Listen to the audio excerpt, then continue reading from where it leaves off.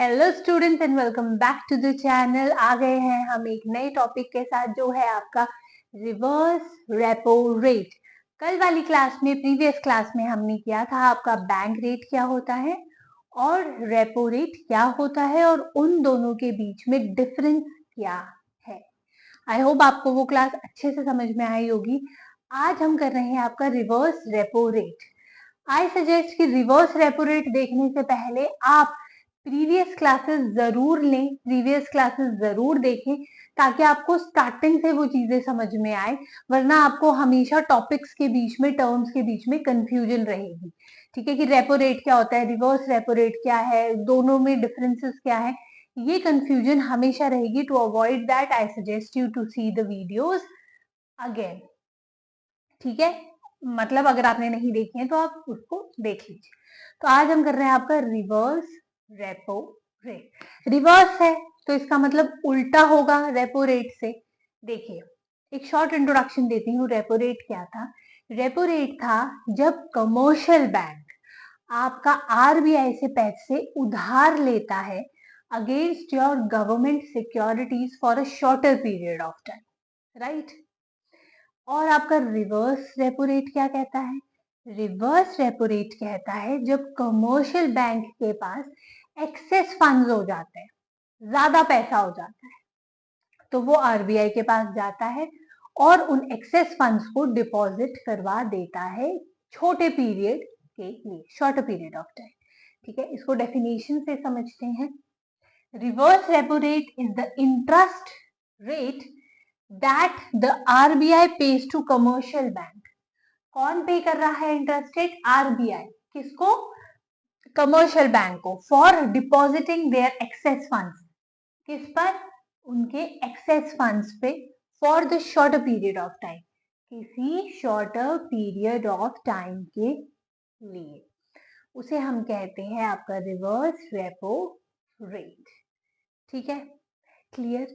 अब देखिए, reverse repo rate आपका क्या हेल्प करता है? ठीक है, या जब आप बैंक के पास जाते हैं अपने पैसे डिपॉजिट करवाने, ठीक है, तो वो पैसे आपके किस किस काम आ सकते हैं फ्यूचर में? हो सकता है फ्यूचर में फाइनेंशियल इंस्टेबिलिटी आ जाए तो आप उसको विड्रॉल कर लें। ठीक है, ये हो सकता है। ठीक है, फॉर अ हाउस होल्ड तो मेनली यही होता है कि जब फाइनेंशियल इंस्टेबिलिटी आती है तो हम वो अपने डिपॉजिटेड पैसे वापस ले लेते हैं। अब कमर्शियल बैंक अपने फंड्स क्यों डिपॉजिट करवा रहा है आरबीआई के पास? इसलिए करवा रहा है टू मैनेज लिक्विडिटी। लिक्विडिटी क्या होती है आपकी? लिक्विडिटी वो कंडीशन होती है जहां पर आपका कोई इंस्टीट्यूट बंद होने की कंडीशन पर आ जाता है ड्यू टू लॉस। ठीक है, जब बहुत ज्यादा लॉस हो जाता है तो क्या हो जाता है आपका? वो इंस्टीट्यूट जब बंद होने की कंडीशन पे आ जाता है उसे हम कहते हैं लिक्विडिटी। ठीक है, जब मेरे पास एक्सेस फंड्स पड़े होंगे, मैंने कहीं पे डिपॉजिट्स रखे होंगे, तो मैं अपनी वो सिचुएशन को टैकल कर पाऊंगी। तो फर्स्ट कंडीशन क्या है? Manage liquidity. सेकंड क्या है? Stabilise the economy. Stabilise the economy का मतलब ये है कि कमर्शियल बैंक के पास एक्सेस पैसा है, ठीक है, उसने डिपॉजिट करवा दिया है वो आरबीआई के पास। अब अगर इन केस डिप्रेशन आता है, रिसेशन आता है, तो वो फंड्स वहां से वो उठा सकता है और आगे पब्लिक को प्रोवाइड करवा सकता है। ठीक है, क्या हो सकता है?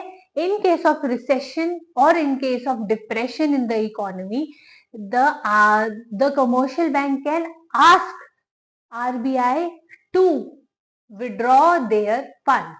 ठीक है, ताकि वो सर्कुलेट करवाए या मनी सप्लाई आपकी इकोनॉमी में दोबारा कर पाए, जिसकी वजह से आपकी स्टेबलाइज हो जाएगी इकोनॉमी। Influence credit availability.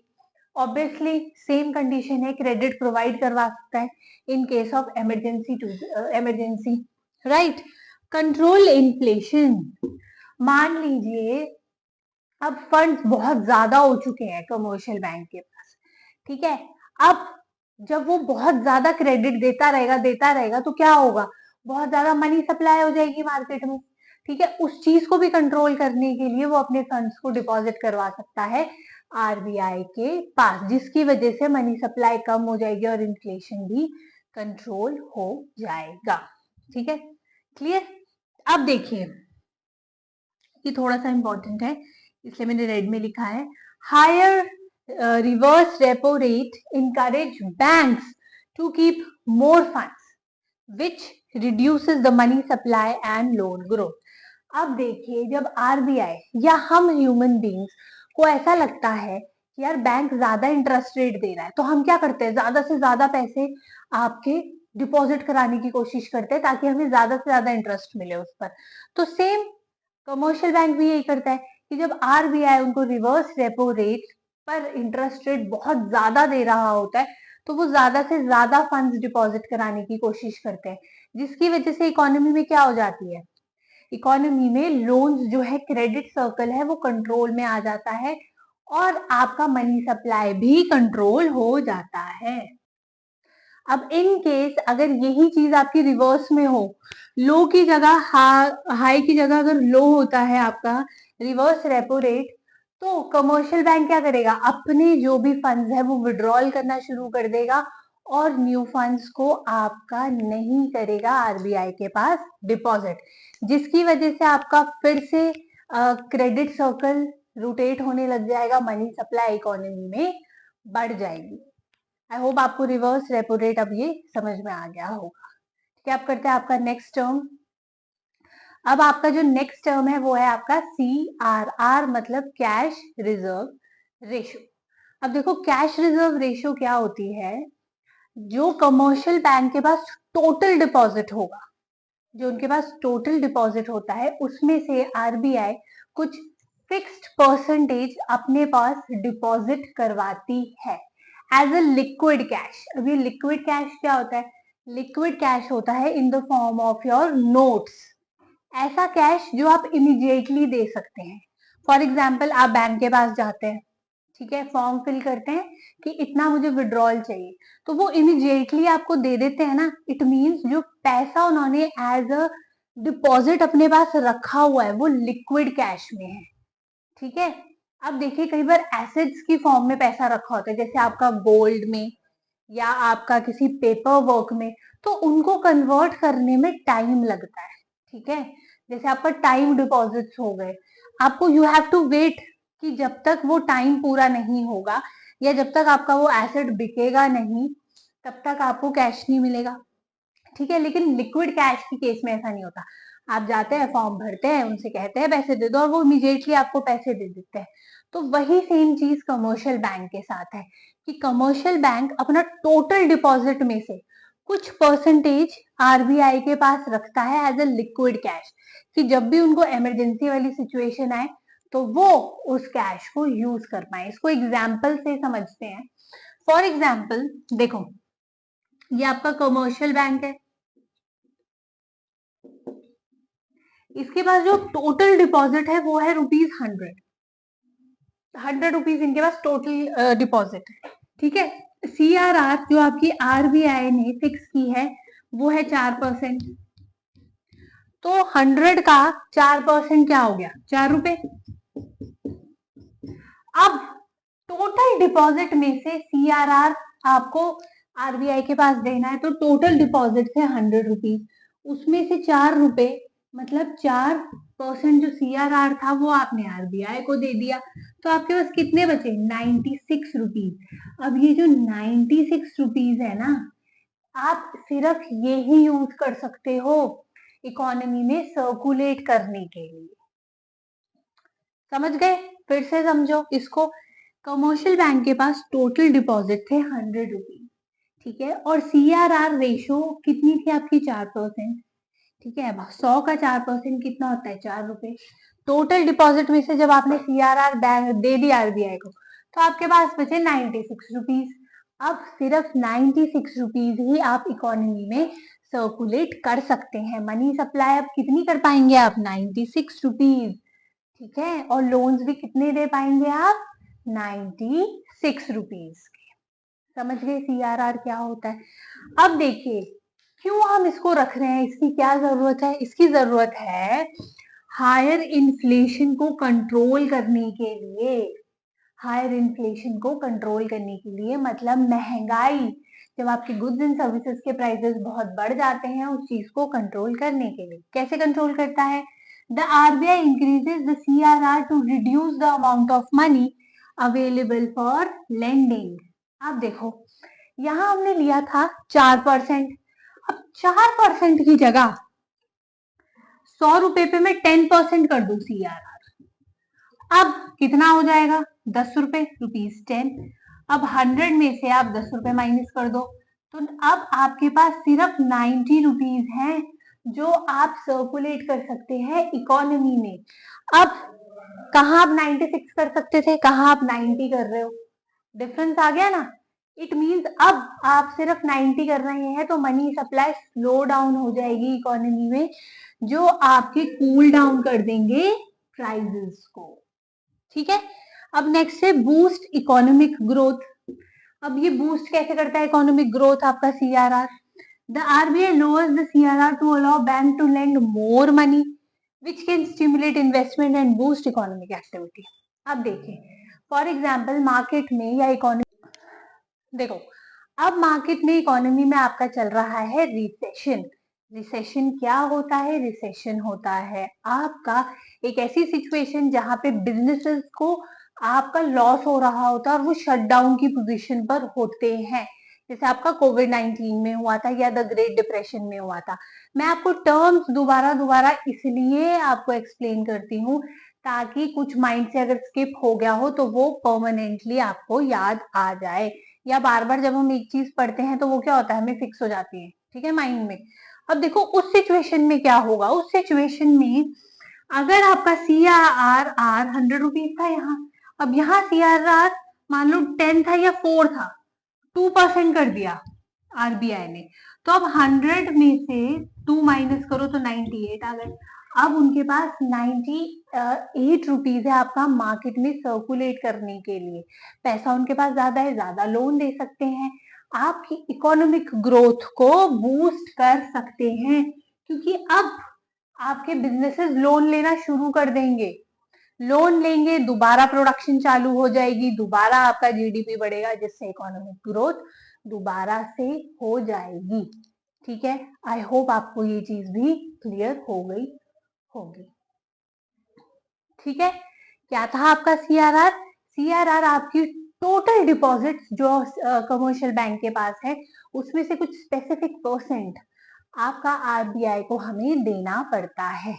ठीक है, शायद करंट सीआरआर आपका 3% है, I am not sure, I research, मैं देख लूंगी इसको और फिर मैं आपको बता दूंगी, बट अभी मेरा करंट नॉलेज के हिसाब से शायद 3% है। ठीक है, अगर किसी को एग्जैक्ट पता है तो वो मुझे कमेंट सेक्शन में बता सकते हैं कि सीआरआर ये है। ठीक है, तो अब आपको आई थिंक क्लियर होगा सीआरआर क्या था और रिजर्व, आपका रिवर्स रिजर्व रेशियो क्या होता है। ठीक है, अब आई थिंक ऑलमोस्ट कुछ टर्म्स और रह गए तो वो भी कवर अप कर। अब जो आपकी लास्ट टर्म है वो है आपकी SLR, जिसकी फुल फॉर्म है स्टैट्यूटरी लिक्विडिटी रेशियो। अब देखिए, बस इसमें सिर्फ इतना डिफरेंस है आपका कि हमने जितनी भी बाकी रेशियोज पढ़ी हैं वो कमर्शियल बैंक आपका आरबीआई के पास डिपॉजिट करता है, लेकिन ये वाली जो रेशियो है वो कमर्शियल बैंक अपने पास रखता है, लेकिन ये एक आपकी कंपल्सरी होती है रखनी, जो आरबीआई ने रेगुलेट किया होता है, एक स्पेसिफिक परसेंटेज वो कमर्शियल बैंक को रखना पड़ता है, लेकिन अपने पास इन फॉर्म ऑफ योर, वो गोल्ड के फॉर्म में भी रख सकते हैं, कैश के फॉर्म में भी रख सकते हैं और आपका सिक्योरिटीज के फॉर्म में भी रख सकते हैं। ठीक है, इसको डेफिनेशन से समझते हैं। Is the minimum percentage of deposits that the commercial bank maintains through your gold, cash and other securities. Same other ratios की तरह ये भी एक मिनिमम परसेंटेज है जो कमर्शियल बैंक को रखनी पड़ती है फॉर अ सेफर साइड। ठीक है, इन केस ऑफ आपका कोई डिपॉजिटर आ गया और उनको इमरजेंसी नीड है आपकी कैश की, या उन्होंने गोल्ड डिपॉजिट करवाया होगा, ठीक है, वो जब वो इमरजेंसी में वापस लेने आते हैं तो आपका SLR के थ्रू उनको वापस दे दिया जाता है। ठीक है। अब देखिए जो आपका डिफरेंस है SLR और CRR में, वो बेसिकली क्या है। देखो CRR क्या था आपका, कैश रिजर्व रेशो, ठीक है। वही रेशो थी जो आपको डिपॉजिट करनी थी किसके पास, RBI के पास। लेकिन SLR आपको क्या करनी है, मेंटेन करनी है विद इन दी बैंक, ठीक है। ये इसका फर्स्ट डिफरेंस है। सेकंड है आपका CRR, आपकी सिर्फ कैश फॉर्म में ही मेंटेन की जा सकती है, ठीक है, डिपॉजिट की जा सकती है। वेयर एज योर SLR आपकी गोल्ड, कैश और सिक्योरिटीज के फॉर्म में भी आपकी डिपॉजिट की जा सकती है, ठीक है। थर्ड डिफरेंस क्या है आपका, CRR helps to control flow of money, ये आपका फ्लो ऑफ मनी को कंट्रोल करता है, मतलब इन्फ्लेशन कंट्रोल करता है, आपका इकोनॉमिक ग्रोथ को बूस्ट करता है। वेयर एज आपका SLR क्यों मेंटेन किया जाता है, कि अगर सडन डिमांड आ जाती है आपकी डिपॉजिटर के थ्रू, तो आप उस सडन डिमांड को फुलफिल कर सको, ठीक है। वेयर एज CRR का इस चीज से कोई लेना देना नहीं होता है, क्योंकि ये बैंक के पास तो है ही नहीं, किसके पास है, RBI के पास, किसी सेकंड पार्टी के पास है। तो इमरजेंसी के टाइम पर आप इसको विड्रॉल तो कर ही नहीं सकते हो, ठीक है। नेक्स्ट डिफरेंस क्या है आपका, CRR रेगुलेट्स लिक्विडिटी इन दी इकोनॉमी, जब आपकी रिसेशन आ जाता है उसको कंट्रोल करने में मदद करता है। और CRR आपको रेगुलेट करता है क्रेडिट फैसिलिटी, मतलब जो आपके डिपॉजिटर्स हैं, अगर उनको आपका इमरजेंसी के टाइम पैसा चाहिए, वेदर वो उनका डिपॉजिटेड अमाउंट हो या उनको एज अ लोन चाहिए, तो वो SLR के थ्रू आप दे सकते हैं। आपका लास्ट डिफरेंस क्या है, bank does not earn any interest on CRR, क्योंकि ये एक स्पेसिफिक परसेंटेज है जो आपको RBI के पास रखनी पड़ती है, उसको आप आगे फर्दर तो इन्वेस्ट कर ही नहीं रहे हो, ठीक है, वो इन्वेस्ट नहीं कर रहे हो आप। CRR किस चीज के लिए हम मेंटेन करते हैं, जब liquidity, in case of liquidity bank बंद होने की पोजीशन पे हो तो हम CRR यूज कर सकते हैं, ठीक है, उस पर हमें कोई इंटरेस्ट रेट नहीं मिलता। वेयर एज SLR पर हम चाहे तो इंटरेस्ट आपका अर्न कर सकते हैं, क्योंकि डिपॉजिटर को हमने एज अ लोन दिया है तो वो हमें इंटरेस्ट देंगे, तो उस पर हम इंटरेस्ट अर्न कर सकते हैं, ठीक है। CRR और SLR में जो डिफरेंस था वो हमने कर लिया है। और आपका अब क्वांटिटेटिव जो मनी सप्लाई मेजर्स थे वो यहाँ पर खत्म हो चुके हैं। कल वाली क्लास में हम करेंगे qualitative measures. Till then bye and take care.